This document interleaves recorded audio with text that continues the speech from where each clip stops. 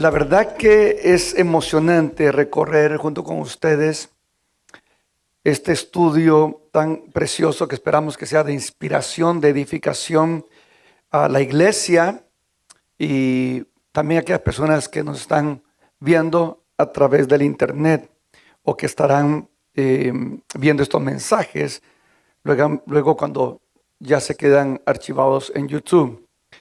Yo sabía que esta carta, el estudio de Efesios, iba a ser de tremenda bendición. La verdad lo sabía por tanta riqueza que hay en esta carta. Pero para disfrutar la enseñanza de ahora y aún el resto de este estudio, pienso que sería bueno estudiar un poco más de cerca la vida del apóstol Pablo, quien fue el escritor de esta carta y de la mayor parte del Nuevo Testamento. Aparte de los evangelios y unos cuantos libros más, casi todo el Nuevo Testamento fue escrito por el apóstol Pablo. Así de que vale la pena que podamos comprender un poco esto para disfrutar el mensaje. ¿Estamos? Ok. Antes de su encuentro con Jesús, era conocido como Saulo de Tarso. Si a usted le cuesta un poco leer las escrituras, le invito a que vea unas cuantas películas. Hay muy buenas películas que hablan acerca de la vida de este hombre. Pablo o Saulo de Tarso era un hombre en sí poderoso. Aún antes de su encuentro con el Señor, era poderoso. Se jactaba de ser de linaje de las tribus de Israel, de Benjamín, decía él. Él era una persona de ese linaje escogido por Dios. Era conocedor de la ley de Dios. Por cierto que fue discípulo de un tremendo hombre, también conocedor de la ley, como lo era Gamaliel. Era un israelita muy patriótico, extremadamente preparado en muchas disciplinas. Por lo que leemos en las cartas, sabía de poesía, sabía de historia, de la ley de Dios. La verdad que un hombre excepcional, tremendo, y sobre todo era un hombre muy celoso del judaísmo. Era tan celoso del judaísmo que cuando finalmente Saulo se enteró de un tal carpintero o hijo de carpintero que empezó a anunciarse como el Mesías, el prometido Mesías, el unigénito Hijo de Dios, cuando supo que multitudes lo seguían, que al morir, como solía suceder, cuando se moría el líder de un movimiento, ahí se moría el movimiento. Entonces, todo esto él se enteró. Él, por lo visto, no vemos que él estuvo cerca de ese tiempo del movimiento de Jesús. Él estaba en otras ciudades. Así de que él ya finalmente se enteró de este tal Jesús. Multitudes lo seguían. Y lo tremendo fue que a su muerte y resurrección, pero recuérdese, la resurrección era algo muy secreto, muy secreto. Así es de que este hombre se entera que cuando Jesús muere, entonces el movimiento crece aún más. Así de que se propone a tomar autorizaciones de los principales religiosos que le autorizaran ir y erradicar prácticamente esto que se consideraba como una secta nueva en Israel. Ese era entonces su cometido. Así que armado entonces de ira y amenaza, dice la escritura en Hechos 9 en adelante, Saulo pidió la aprobación de las autoridades religiosas para que le autorizasen seguir o apresar a los seguidores de este tal Jesús. Y realmente el drama es tremendo. Por cierto, le recomiendo una película si no la ha visto. Risen, me imagino que es la única con ese título. En español es Resucitado, que salió en el 2016. Muy buena, acerca de cómo esto de la resurrección de Jesús. La Biblia sí da detalles, obviamente, de cómo es de que a los guardas se les sobornaron para que ellos negaran la resurrección de Jesús. Ese acontecimiento y esa película encierra, claro, es película, pero tiene unos detalles muy interesantes de cómo los guardias pues fueron pagados para que no dijeran la verdad. Así es de que en Israel lo que se conocía es de que Jesús había muerto. Recuérdense que Jesús cuando resucitó solamente se apareció a los discípulos. Así es de que para los demás esto era un secreto. Así es de que entonces en esa misión de acabar con los cristianos fue que Saulo, camino a Damasco, tuvo ese tremendo encuentro con Jesús. La Biblia no dice que iba a caballo, pero la mayoría de películas aparece que va a caballo. Solo dice que cayó en el suelo, cayó en el piso, pero ese sí fue tremendo tamalazo. La manera en que tuvo ese encuentro con el Señor fue poderosísimo. ¿Ok? Ahora, la razón por la cual el llamamiento y el ministerio de este hombre es tan significativo es porque el apóstol Pablo, luego de su conversión, se convirtió en un instrumento muy importante para el Señor, aún podríamos decir mucho más valioso quizás que los otros discípulos que sí caminaron con Jesús. Y la razón es porque cuando Jesús resucitó y dio nuevas órdenes conocidas como la Gran Comisión a sus discípulos, la Gran Comisión era ir pues a hacer discípulos, ¿a dónde? A todas las naciones. Escuchen esto, a todas las naciones. Luego en Hechos 1:8 encontramos el pasaje donde Jesús los comisiona, le dice: recibiréis poder cuando venga sobre vosotros el Espíritu Santo y me seréis testigos en Jerusalén, en Judea, en Samaria y hasta lo último de la tierra. O sea, esa fue la orden del Señor. Sin embargo, los discípulos no quisieron salir.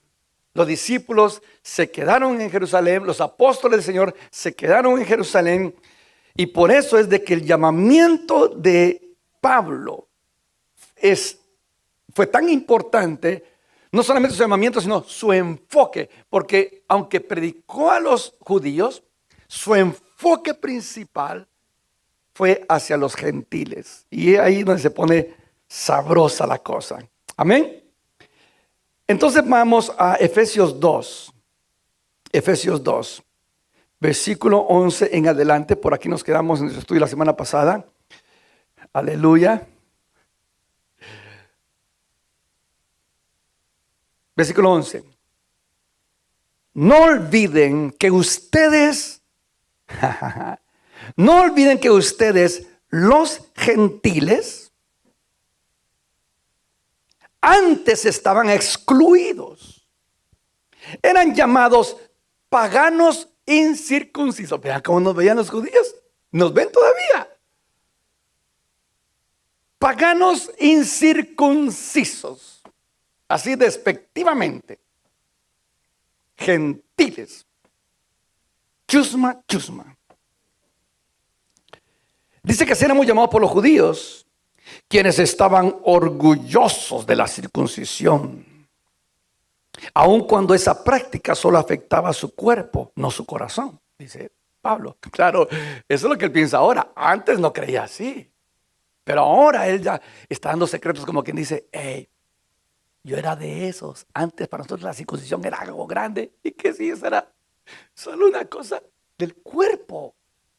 Dios en sí lo que quería era el corazón. Pero bueno, en esos tiempos ustedes vivían apartados de Cristo. No se les permitía ser ciudadanos de Israel. Oiga esto. No se les permitía ser ciudadanos de Israel y no conocían las promesas del pacto que Dios había hecho con ellos. Ustedes vivían en este mundo sin Dios y sin esperanza. Pero ahora han sido unidos a Cristo Jesús. Antes estaban muy lejos de Dios, pero ahora fueron acercados por medio de la sangre de Cristo Jesús. Ok, para entender esto, para poderlo captar, déjenme poner algunos ejemplos, ok. ¿Cuántos aquí han adquirido la ciudadanía americana? ¿Alguno de ustedes ha adquirido la ciudadanía americana? ¿Levanta la mano? Ok. Bien. ¿Cuántos de ustedes recuerdan la primera vez que llegaron a los Estados Unidos? No sé cuál fue su experiencia, pero ¿recuerda usted el día que llegó a Estados Unidos? ¿Ah? ¿Cuál fue su experiencia? Le voy a decir la mía. La primera vez que llegué a Estados Unidos fue de vacaciones. Era un regalo que le logré sacar a mi papá. De venirme por tierra cuando salí de la escuela superior. Entonces le dije que yo no quería niño ni nada de eso, nunca me gustó, así de que deme el dinero, le dije yo quiero irme a vacaciones, pero yo solito. Y él me dijo, vamos a la agencia a comprarte vuelo. No, le dije yo quiero que me dé el dinero, yo me quiero ir por tierra, por tren y bus y así. Me vine todo, atravesando todo México. Y llegué a Tijuana, unos amigos vienen a recoger, tenía yo la visa, así de que solo me fueron a recoger ahí para pasar a Los Ángeles. Óigame, wow, era la primera vez que yo venía a los Estados Unidos. Y imagínense, pasar de Tijuana, al nomás entrar, esos highways de 5 carriles, así como, wow. Y me recuerdo que pasamos a un McDonald's, ahí fue mi desayuno, me fueron a recoger y pasamos a McDonald's allá a comer yo. Así que, claro, había otro McDonald's en Guatemala, recién llegado, pero estaba, wow, qué bonito. Y después la ciudad y los edificios y, hombre, pero te digo, las calles, o sea, todo tan diferente, ¿ok? O sea, cosa que uno no estaba acostumbrado, pues. Quienes vienen quizás de Argentina, tal vez sí, o del Distrito Federal de Ciudad de México, ahí sí hay carreteras, hermano, especialmente en el centro, muy grandes, muchos carriles. Pero en nuestros países no estamos acostumbrados a eso. ¿Cuántos se recuerdan la primera vez que fueron a comprar la tienda? Cuando vinieron aquí. ¿Ah? Cuando fue la primera vez a comprar la tienda. Yo me recuerdo cuando llegué, aunque venía de vacaciones, yo quería comprar algo. Y entonces le digo yo, ¿qué hago? ¿Cómo pregunto? Y me decía, ok, solo di esto. Can I have? Can I have? Can I have? O how much? How much is this? Así como, y yo me recuerdo así, can I have? Can I have? Can I have this? Can I have that? Aunque no sepa la cosa, solo señala. Decir, can I have this? Can I have that? ¿Cuántos se recuerdan de eso? Las primeras veces, hermano, que tuvieron que hablar inglés. ¿Se recuerda? Ok, interesante, ¿eh? Ok. Ahora ha pasado el tiempo. Han pasado en algunos 10, 15, 20, 30 años. Ok. Y bueno, aunque a algunos no les parezca, hoy somos ciudadanos americanos. Échale. Ciudadanos americanos. No solamente de títulos, sino que muchas cosas cambiaron. Cosas que no hacíamos allá. Como llenar impuestos. Espero que los llene. Hacer planilla de impuestos. Sí, antes no. O sea, ya había un tipo de impuestos, pero no era como aquí. ¿Cuántos se recuerdan de eso? Ok. Planilla de impuestos. Como ciudadanos podemos votar en las elecciones. Ok. Aprovecho a decirle que si usted no se ha registrado como si es ciudadano, regístrese. Viene una de las votaciones más cruciales de la historia. Yo creo que cada vez que hay elecciones decimos eso, pero esta sí es, pero tremenda. Así de que le animo, le invito a que usted, si es ciudadano, se registre para votar este año. ¿Ok? Es parte del privilegio de ser ciudadano. ¿Ok? Otra cosa es de que podemos participar como jurado. Como jurado. Esa es una de las partes del sistema de aquí, que en nuestros países no existía. Aquí los mismos ciudadanos juzgan a los conciudadanos. Es uno de los privilegios que tenemos. Y mucha gente se pone contenta, dice, a mí me llamaron para el jurado, pero a última hora no me escogieron, qué bueno. Yo no, yo quería ser jurado. Sí, o sea, yo no quiero solo estar aquí como ciudadano y aprovechar los beneficios, sino también responder a mis responsabilidades. Y recuerdo que yo fui en una ocasión y yo quería que me escogieran, no me escogieron. A los 3, 4 años llegó otra vez la invitación porque es parte de las responsabilidades de los ciudadanos. Así de que en esta otra ocasión sí fui. Sí fui, pasé todo el proceso, me escogieron. Así que estuve 2 días en un caso muy interesante donde al final teníamos que dar nosotros el veredicto.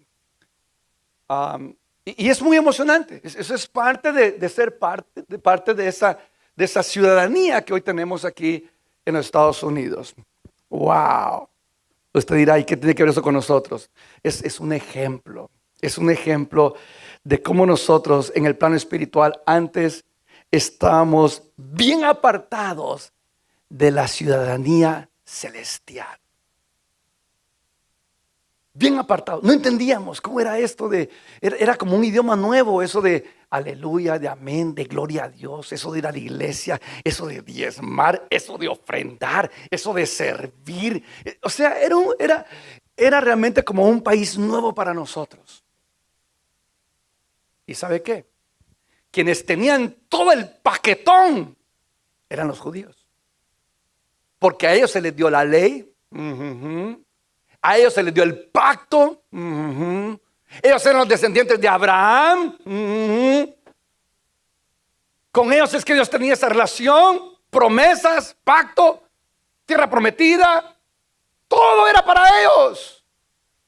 Y nosotros, ay Dios, incircuncisos paganos, gentilotes. Así éramos. Pero hoy somos ciudadanos del reino de Dios. Y no solo eso, sino que hoy, aunque no se dejan abrazar, pero hoy son nuestros hermanos. No, pero sí se dejan abrazar. ¿Sabe quiénes se dejan abrazar? Los judíos mesiánicos. Los judíos que ya se les alumbró, que ahorita está creciendo ese movimiento tremendo de judíos, quienes se les ha revelado que realmente el Mesías ya vino y que vendrá otra vez y que su nombre es Jesucristo. Aleluya. Es una cosa tremenda. Pero los que no se les ha quitado el velo, óigame, seguimos siendo incircuncisos paganos. Háganse para allá, háganse para allá. No se vengan muy cerca. Ustedes son gentiles. Y por eso es de que Dios tuvo que levantar a alguien como Saulo de Tarso para poder explicar estas verdades. Escuche lo que dice, versículo 14. Pues Cristo mismo nos ha traído la paz. ¡Wow! ¿Se recuerda usted cuando Dios no le había hecho nada a usted y usted peleando con él? ¿Cuántos se recuerdan de eso? ¿Ah? ¿Qué pugna tenía usted con Dios? El Señor no le ha hecho nada malo. Y usted, ni me hable, decía usted. Oiga, yo eso no quiero saber nada. Mira, Dios te ama. ¡No! Éramos puros enemigos. Y hoy, hermanos, ¿cuántos aman a Dios? ¿Por qué? Pues Cristo mismo nos ha traído la paz. Él unió a judíos y a gentiles. Él unió a judíos y a gentiles en un solo pueblo, cuando por medio de su cuerpo en la cruz derribó el muro de hostilidad que nos separaba. Había un gran muro que nos separaba, los judíos y los gentiles. La noticia es que el Señor derribó ese muro. Aleluya. Dice que lo hizo por medio de su cuerpo en la cruz, derribó el muro de hostilidad que nos separaba, lo logró al poner fin al sistema de leyes, de mandamientos y ordenanzas, hizo la paz entre judíos y gentiles al crear de los dos grupos un nuevo pueblo en él. Cristo reconcilió a ambos grupos con Dios en un solo cuerpo por medio de su muerte en la cruz, y la hostilidad que había entre nosotros quedó destruida. Versículo 17. Cristo les trajo la buena noticia de paz tanto a ustedes los gentiles que estaban lejos de él como a los judíos que estaban cerca. Oiga eso, oiga eso. Los judíos estaban cerca, nosotros estábamos bien lejos. ¿Ok? Pero ahora Él nos ha reconciliado. Versículo 18 dice, ahora todos podemos tener acceso al Padre por medio del mismo Espíritu Santo, gracias a lo que Cristo hizo por nosotros. Amén. Qué interesante. Porque aún ese concepto, ese término de padre no era conocido para ellos. No era conocido para ellos. Era su Dios. Era Jehová, pero no era su padre. Porque hoy nosotros, en esta nueva dispensación, todos componemos una sola familia, compuesta de judíos y gentiles. Y es más. No hay otro medio de salvación. Ahora, la única manera de entrar a esta familia es por medio de Jesucristo. ¡Wow! Óigame. Cuando uno conoce un poquito de historia y qué es lo que hablan, pues los judíos, especialmente los judaizantes, es tremendo la manera como ellos odian a Jesús y odian a Pablo. Odian porque Jesús y Pablo fueron los que vinieron a desviar el judaísmo. Tan bonito que venía el judaísmo, desde la ley de Moisés y las leyes heredadas a los judíos, etcétera, al pueblo de Israel. Y cuando viene Jesús y Pablo, es como que ellos anuncian como que fuera otro camino. Y ellos odian a Jesús y al apóstol Pablo por la manera como esta secta vino a desviar al judaísmo, a mucha gente que judaizaba, y los vino a desviar hacia otro camino. Lo que ellos no saben, lo que no se han podido dar cuenta, porque muchos sí. Recuérdense que la iglesia empezó siendo judía. Y luego, cuando el Señor levantó a Pablo, empezaron a entrar también los gentiles. Aunque también usó a Pedro. ¿Se recuerda cuando Pedro fue a la primera casa de gentiles? Fue con Cornelio. Pero quizá muchos pensaban que ahí iba a empezar la evangelización a los gentiles. No, Pedro fue, predicó y se regresó otra vez a Jerusalén. Ya no siguió. Y así pasó con muchos de los apóstoles. Tuvieron experiencias, pero se quedaron en Jerusalén hasta que Dios tuvo que levantar a alguien como el apóstol Pablo para dar a conocer estas tremendas verdades de que de los dos pueblos Dios hizo uno por medio de Cristo Jesús. En otras palabras, antes de la muerte y resurrección de Jesús, existía un muro de intermedio, ese enorme muro que nos separaba entre judíos y gentiles. Pero, oiga, esto es tan tremendo que aún el ministerio de Jesús abarcó solamente a los hijos de Israel. Cuando Jesús mandó a los discípulos, decía: vayan a las ovejas perdidas de Israel. Hubo unos poquitos encuentros que Jesús tuvo de gente gentil que llegó a buscar su ayuda. Te recordará la sirofenicia, a quien Jesús le tiró. ¡Wow! Esa no fue una indirecta, fue una directa, porque vino a buscar ayuda, que le diera a comer de las migajas del pan, o del pan. Y Jesús le tuvo que decir: bueno, mija, lo lamento, pero el pan es para los hijos, no para los perrillos. ¡Uy! Oiga, esto fue antes en el ministerio de Jesús. O sea, aún en el ministerio de Jesús. Es que lo que cambió todo fue su muerte y resurrección.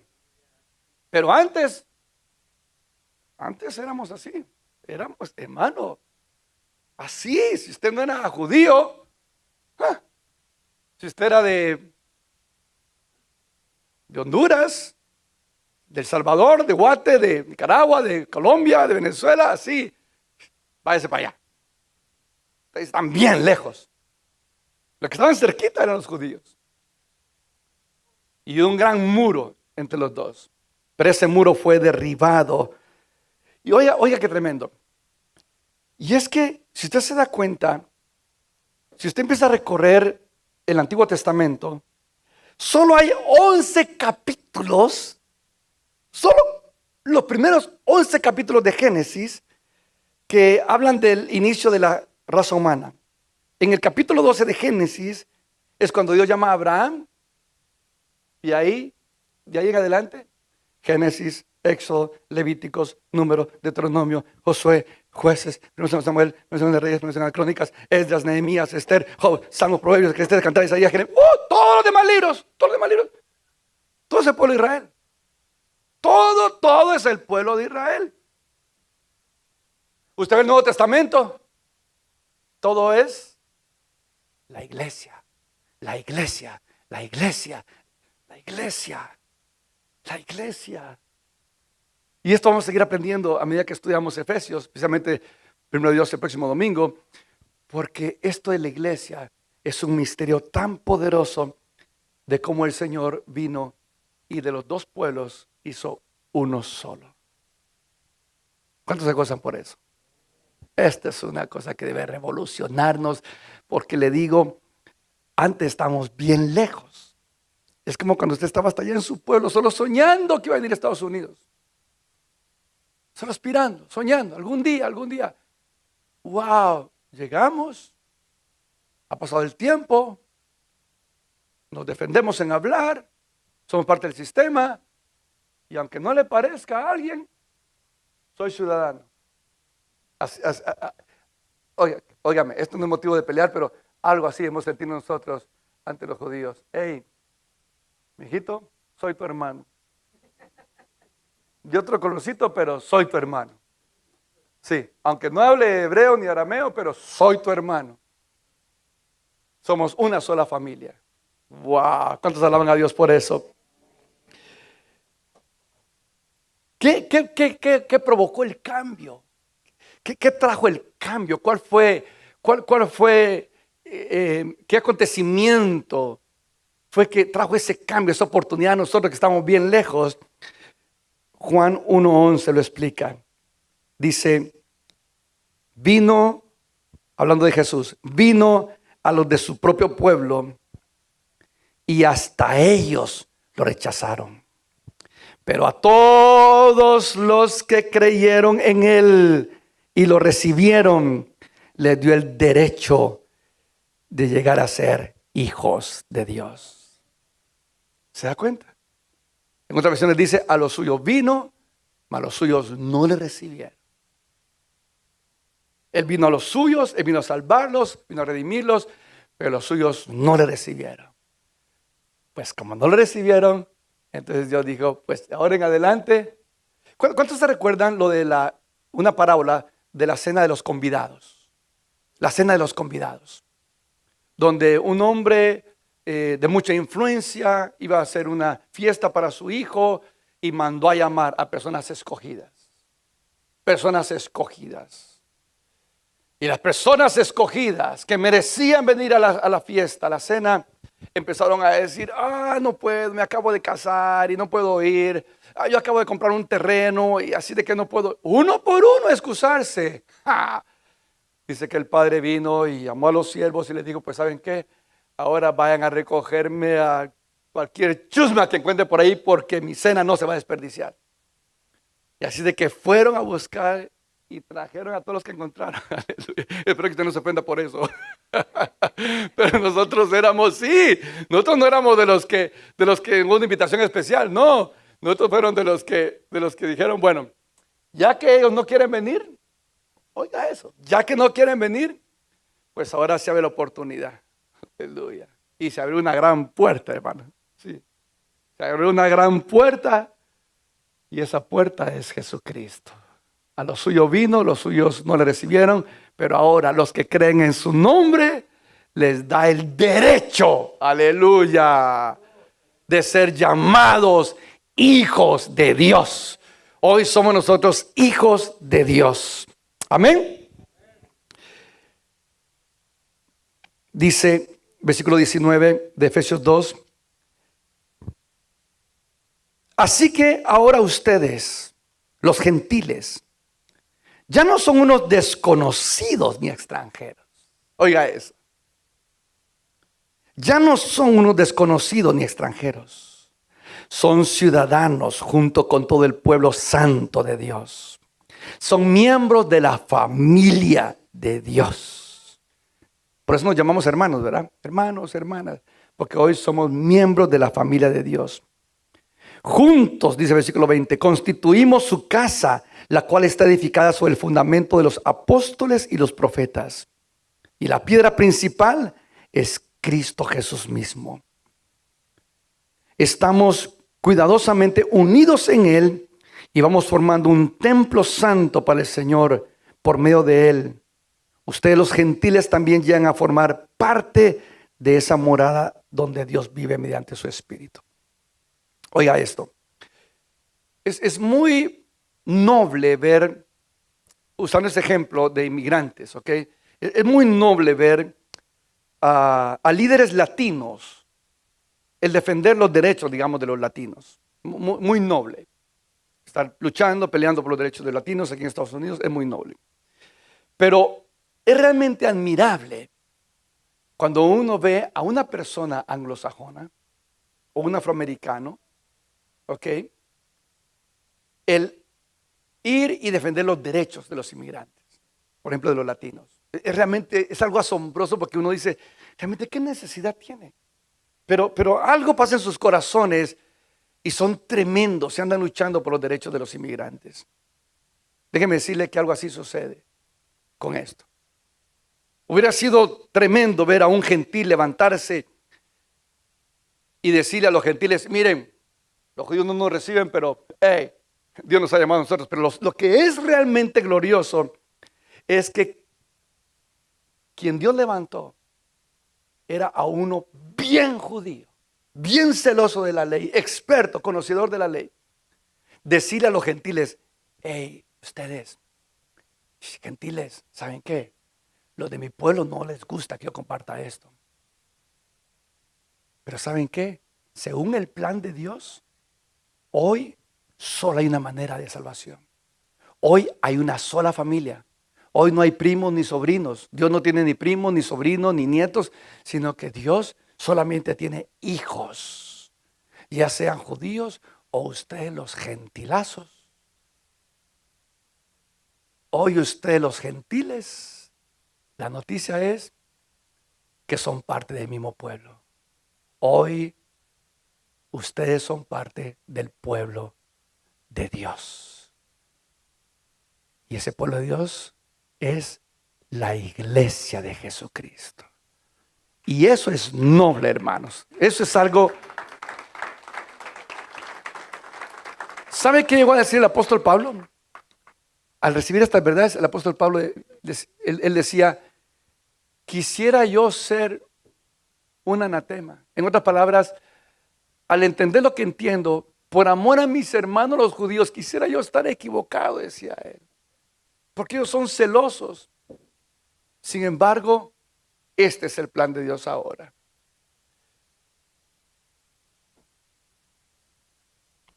Yo compartía, no sé cuántos estuvieron pendientes, pero ayer, por ejemplo, fue un día tremendo. Ayer fue un día muy especial. Yo, aunque fue un poquito tarde, pero les mandé todavía a algunos un link de líderes. Porque ayer hubo 2 eventos en Washington, D.C. 2 eventos tremendos. Multitudes de personas llegaron de diferentes estados, de diferentes lugares, para una marcha de oración dirigida por Franklin Graham. No sé cuántos lo vieron, pero eran miles y miles de personas. Miles y miles de personas. Pero aparte, también había un evento llamado The Return. No sé cuántos se enteraron de eso. Iba a durar desde las 9 de la mañana hasta las 5 de la tarde. Yo me quedé encerrado en mi cuarto. Yo estuve viendo desde las 9 hasta las 5 de la tarde. Estuve viendo este evento, siguiendo todo lo que sucedió. Lo interesante es de que este movimiento de Return fue convocado precisamente por un rabino cristiano. Y los que pudimos ver el evento nos dimos cuenta de que muchas de las cosas que se hacían era con ese trasfondo judío, pero aplicado a la iglesia de hoy. Y ver realmente ese misterio, y así hay muchos. ¿Cuántos han visto los programas, por ejemplo, de Sid Roth? ¿Cuántos han visto los programas de Sid Roth? es supernatural, es sobrenatural, es supernatural. ¿Lo ha visto? O sea, es un judío que se le alumbró. Y ustedes ven cuando él habla acerca de los cristianos, de los hermanos, o sea, ya para él no son gentiles, o sea, somos una sola familia. O sea que los judíos que reconocen a Jesús como el Mesías, sí nos ven como hermanos. Para los otros que aún no han reconocido a Jesús como el Mesías, hay un velo. Y para ellos seguimos siendo incircuncisos, gentiles, allá, lejitos, por favor, porque a nosotros nos pertenecen los pactos. Abraham es nuestro padre, los mandamientos se nos dieron a nosotros, y por eso se requirió de alguien como Pablo para decir a nosotros los gentiles: no se dejen intimidar más. Ellos no lo quieren aceptar, pero hay un nuevo plan. Hay un cambio en la economía de Dios a raíz del rechazo. Y eso lo explica tan elocuentemente Pablo en muchos capítulos de muchas de sus cartas, como aquí en Efesios 2 y 3, en Romanos 11, cuando habla del misterio, de cómo las ramas del olivo, de las naturales, fueron arrancados y fueron injertados olivos silvestres. Y hoy soy parte de la misma planta. Ese es el misterio. Y es importante que nosotros lo entendamos, lo abracemos, para que sepamos quiénes somos en Dios, quiénes somos en Cristo Jesús. Por eso le digo que ver a ese movimiento de judíos convertidos como cristianos, verlos hoy adorando juntos, alabando al Señor, esa es una de las cosas más hermosas que uno puede disfrutar en este tiempo y de lo cual nosotros somos parte. Dice, hoy somos una casa, dice, una casa. Pedro dice que somos piedras vivas de esa casa. El fundamento son las enseñanzas de los apóstoles y profetas. Por eso, si usted se da cuenta, yo tenía un deseo de estudiar esto, porque más que un mensaje motivacional, digamos, o de fortaleza o de ánimo, es doctrina para que usted sepa dónde estamos parados. Porque dice que la enseñanza de los apóstoles y profetas son el fundamento de este nuevo edificio. Pero la piedra angular, la piedra central, es Cristo Jesús. Allí es donde estamos parados. Ese es nuestro llamamiento: ser una casa, un edificio, para que Dios habite en medio nuestro. ¿Qué sabíamos nosotros de eso, hermano? Eso del tabernáculo, de que Dios descendía y que habitaba en el tabernáculo, no sabíamos nada de eso. Usted lo que sabía era de andar adorando a imágenes, y la Virgen de tal, y el Cristo de tal, y el negro, y el Cristo negro, y el Cristo no sé qué, y la Virgen esta. Entonces ese era el mundo pagano. Pero hoy sabemos quién es Jesús, y sabemos quiénes somos nosotros en Cristo Jesús. Cierra sus ojos. Quiero invitarle a hacer esta oración. Si usted necesita recibir a Cristo en su corazón o reconciliarse con el Señor, le invito a hacer esta oración conmigo. Si está aquí, le invito a hacer esta oración conmigo. Si está viéndonos a través del internet, haga esta oración con nosotros. Sencillamente repita estas palabras: Señor Jesús, yo reconozco que te necesito. Te pido que perdones mis pecados, que me laves con tu sangre preciosa. Señor Jesús, yo te recibo como mi Señor y mi Salvador. Recibo el sacrificio que hiciste a fin de hacer la paz con Dios. Señor Jesús, escribe mi nombre en el libro de la vida. Hazme una nueva criatura y lléname con tu Santo Espíritu. Enséñame a amarte y a servirte todos los días de mi vida. Gracias, Señor Jesús, por el precio alto que pagaste en la cruz del Calvario por mi salvación. Padre, oramos, Señor, por estas vidas, Señor, que ellos puedan experimentar ese milagro del nuevo nacimiento y el cumplimiento de tu palabra, que todo el que invocar el nombre del Señor, ese será salvo. Bendecimos estas vidas, quebrantamos el poder del mundo y del pecado y declaramos esa vida nueva que solo tú puedes dar. Y hoy le damos la bienvenida como parte de esta familia de Dios. Gracias, Señor de gloria. Quiero invitarle a que nos pongamos en pie por un momentito. Quisiera unirme a la oración que se estuvo haciendo ayer por la nación, por las naciones del mundo, basado en 2 Crónicas 7:14. Si se humillare mi pueblo, sobre el cual mi nombre es invocado, y oraren y buscaren mi rostro, y se volvieren de sus malos caminos, yo oiré desde los cielos, perdonaré su pecado y sanaré su tierra. Padre de gloria, nos unimos a la oración realizada ayer en Washington, D.C., de esta marcha de oración y de esta convocación de return, el retorno, el regreso, en el cual, Padre, hubo esta convocación para volvernos a ti, Señor. Padre, hoy te pedimos, como tu iglesia, Señor, tu palabra dice que nos has sentado en lugares celestiales juntamente con Cristo, y desde ese lugar de autoridad te pedimos, Señor, que perdones. Perdona el pecado de nuestra nación, Señor. Padre, perdona el pecado de los Estados Unidos, esos descuidos y el haber bajado la guardia, Señor, el avergonzarnos de nuestra historia y nuestro fundamento judeocristiano. Perdona, Señor, nuestros pecados como nación, de discriminación, de racismo,